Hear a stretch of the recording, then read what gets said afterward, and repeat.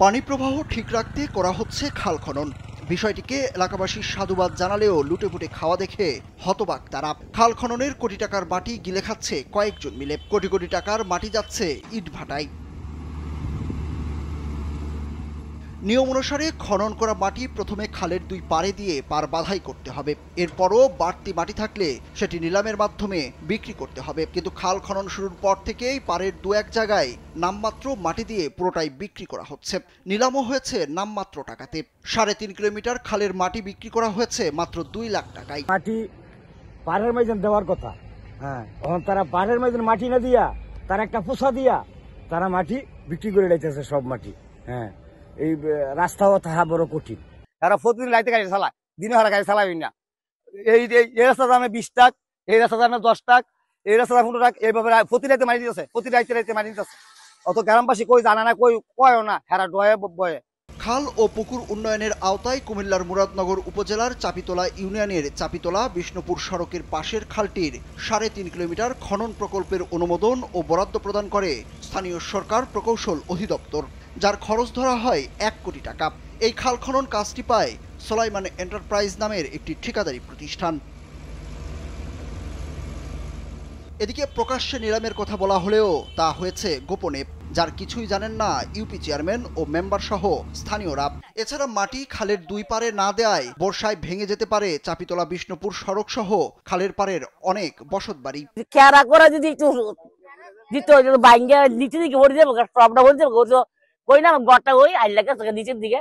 আমার কোনো মুখ তো ঠিক নাই যে একটা গড় একটা টিন আনবো। এই খাল খনন করা হইতেছে 500 রাস্তা পর্যন্ত ভেঙে যেতেছে এবং ভবিষ্যতে আরো ভাঙার সম্ভাবনা আছে। এ বিষয়ে ঠিকাদারি প্রতিষ্ঠান সোলাইমান এন্টারপ্রাইজের পরিচালক সোলাইমান মিয়া জানান, যেভাবে নিয়ম সেভাবেই কাজ ও মাটি বিক্রি করা হচ্ছে, ব্যতিক্রম কোনো কিছু করা হচ্ছে না। আমরা এইভাবেই কাজটা করতে আসছি। আপনার মনে করেন যে ব্যতিক্রম কোনো চিন্তা ভাবনা নাই, কথা বলছেন। এইভাবে আমাদের রাস্তার শোল্ডারে মাটি দেওয়ার কথা ওইভাবে দিয়ে আসছি। খাল খননের মাটি বিক্রির বিষয়ে চাপিতলা ইউনিয়ন পরিষদের চেয়ারম্যান আবু মুসা আল কবির জানান, উন্মুক্ত নিলামে কখন কিভাবে মাটি বিক্রি হয়েছে তা তার জানা নেই। উপরোক্ত মাটি থাকে, মাটি খালের পাড়ে দেওয়ার পরে এই মাটি সরকারি যে কোনো রাস্তাঘাটে কাজ করা যাবে। তারপরও যদি মাটি আরো থাকে বেশি, তাহলে এটা নিলামের মাধ্যমে খোলা নিলামের মাধ্যমে এটা বিক্রি করা হবে। টেন্ডার হয়েছে, কে করলো টেন্ডার, কি আমরা কি জানার মতো কেউ না। মনে করেন টেন্ডার হয়েছে, টাকা জমা দিয়ে তারা মানে বিধি মোতাবেক তারা করছে। বিধি মোতাবেক যদি করে থাকে তাহলে আমার কিছু করার নেই এখানে। আর উপজেলা প্রকৌশলী মোহাম্মদ রাহেনুল আলম চৌধুরী জানান, নানা অভিযোগে একাধিকবার ঘটনাস্থল পরিদর্শন করা হয়েছে। ঠিকাদারের যে সকল কাজে সমস্যা ছিল তার সমাধানের নির্দেশনা দেওয়া হয়েছে বলেও জানান তিনি। যে খাল খননের কাজ করছে, সেই খাল খননের কাজ করতে গিয়ে দেখা গেছে যে অনেকে অভিযোগ করছে যে তাদের পার বাধাই ঠিক মতো হচ্ছে না। তো ইতিমধ্যে 1 কিলোর মতো খাল খনন করা হয়েছে। তো এই জিনিসটা তারা যখন খাল খনন করছে তখন আমরা একাধিকবার পরিদর্শন করেছি।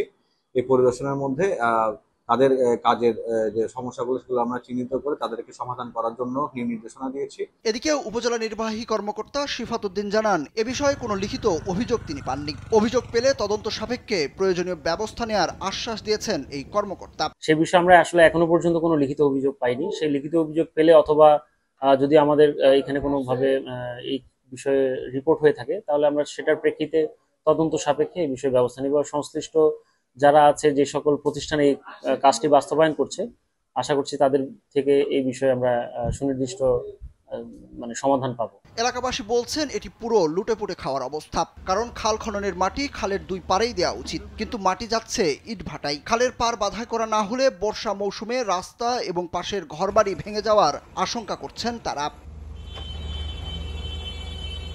সুরুজ আহমেদ, কালবেলা।